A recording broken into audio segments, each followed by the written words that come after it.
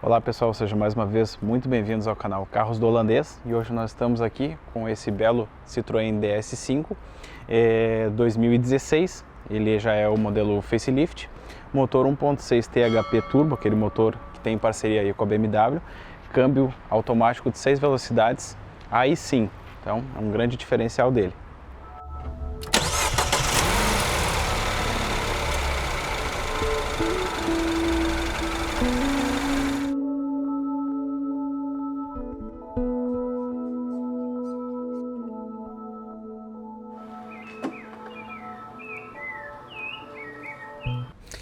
Então, esse DS5 aqui pertence ao Luca, né? Podemos conversar aí um pouquinho. Ele vai nos dar alguns detalhes aí sobre o carro. Tudo bem, Luca? Opa, tudo bom? Prazer estar aí participando do vídeo. É um prazer aí. Obrigado. Esse carro aí é um DS5, ele é do finalzinho de 16, já é o facelift, né? Comprei esse carro em abril de 2024, estava com 13.100 km. Carro bem fora da curva, assim, tem todos os opcionais. Revisou na concessionária todos os anos bem certinho, inclusive de 24 ele já tinha revisado. E carro na faixa de 90 mil hoje, um facelift nesse estado assim, né? E um carro que me surpreendeu muito, eu queria um carro mais espaçoso. Assim, o que eu queria mesmo é o que todo mundo quer. Eu quero ter um baita carro que não vai me incomodar, mas também não quero pagar muito. E esse carro aí, poxa, na faixa de 90 mil hoje, com tudo que ele entrega, né?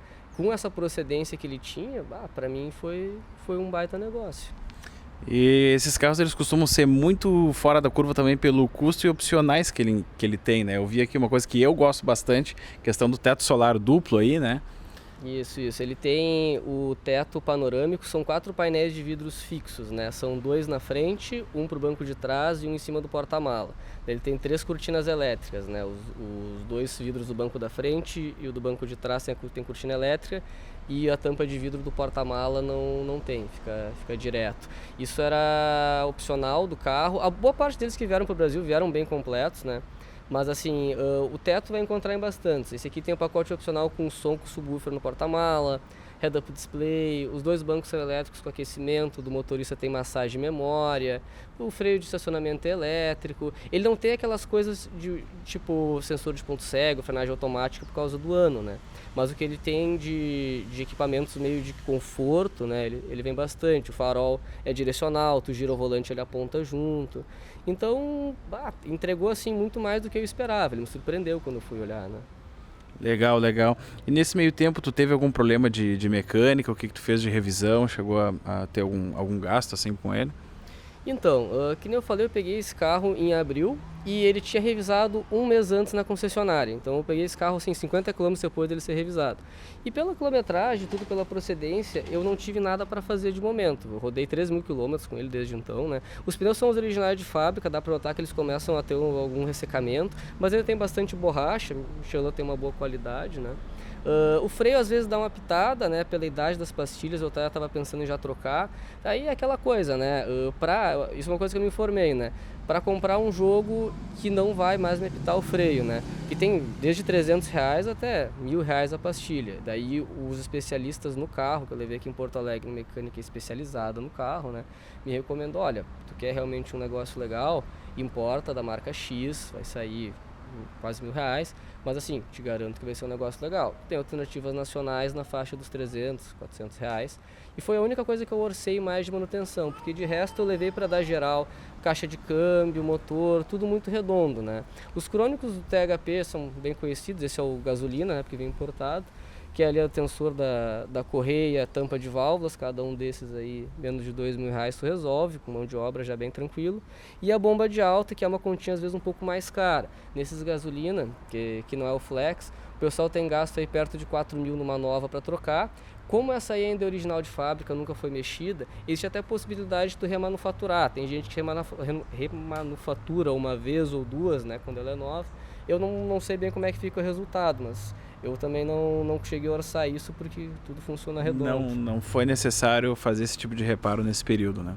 Não precisei nada. Orcei pneus, né? Porque como já tem a idade, né? Um jogo ele usa 235, 45, 18. Sinceramente, acho que não. Eu vejo que o pessoal, alguns botam umas medidas um pouco mais menores, 225. Não acho que fica legal. Acho que essa medida cabe bem e preenche bem.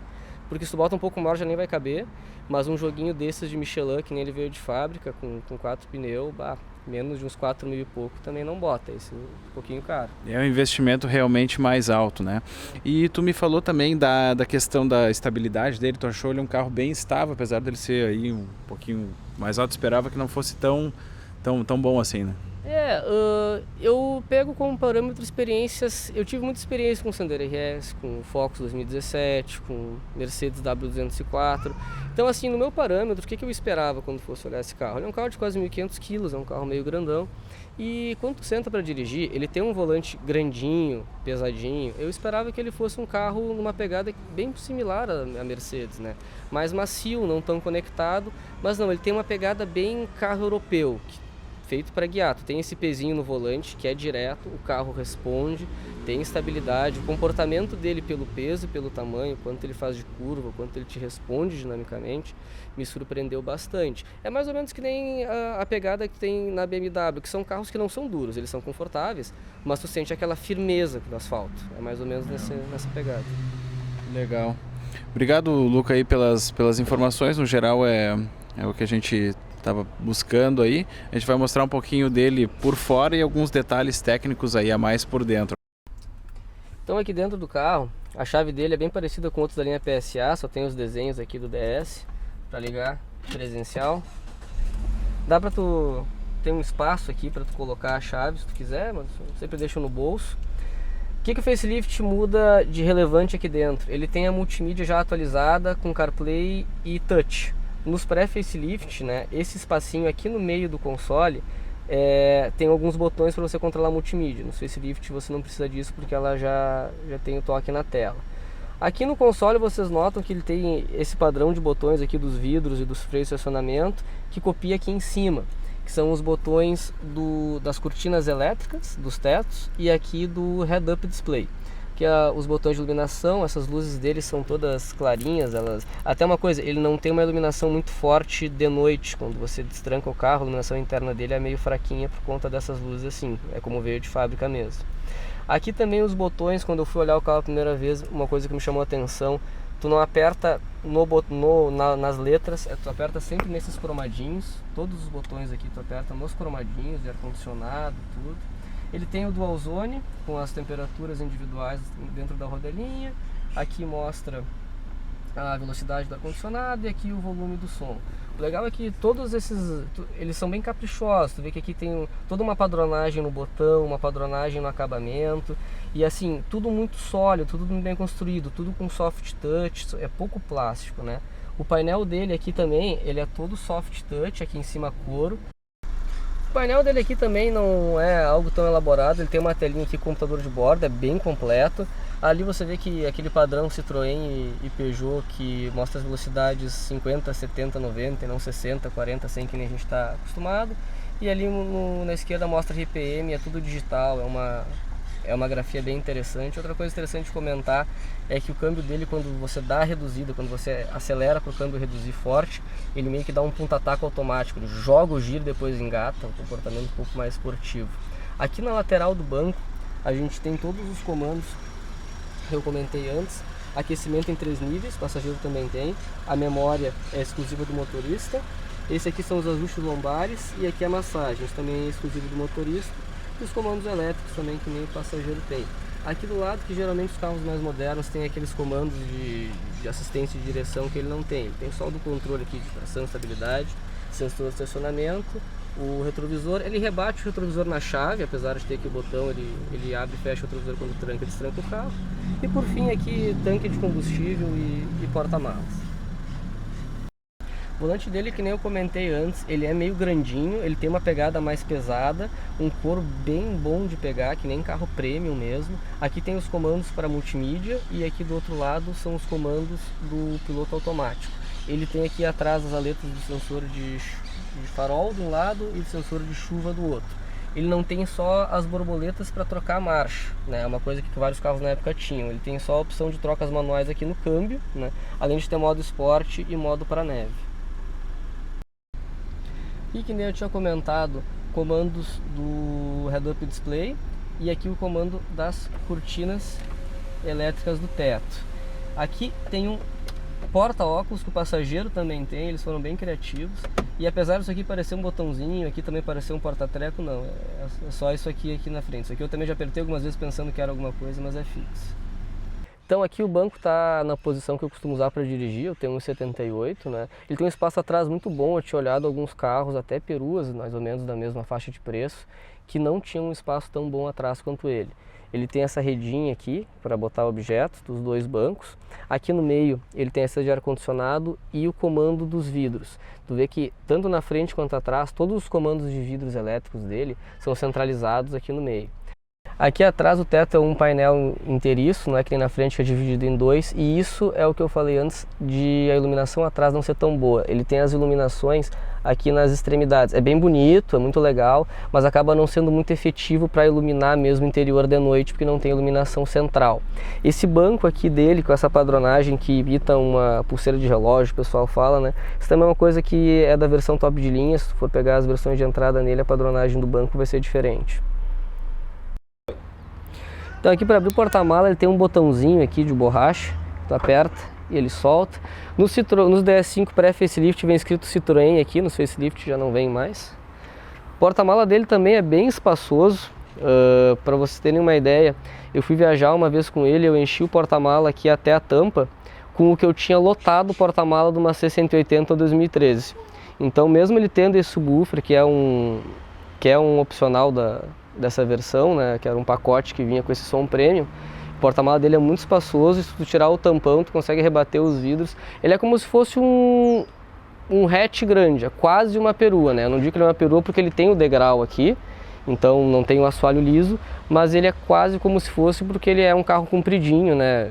Eu não conheço muitos outros, além dele acho que o único hatch grande que a gente tem seria o Mini Club.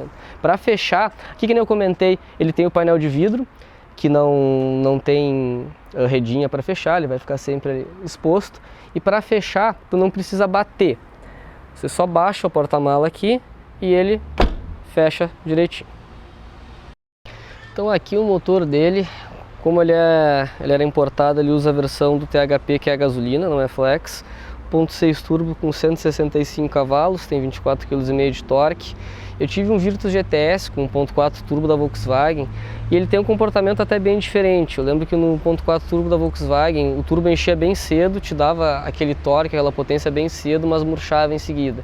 Esse aqui ele demora mais para encher, mas uma vez que ele enche ele segura mais tempo cheio. Ele te entrega uma faixa de torque e potência plenos, parece que por mais tempo.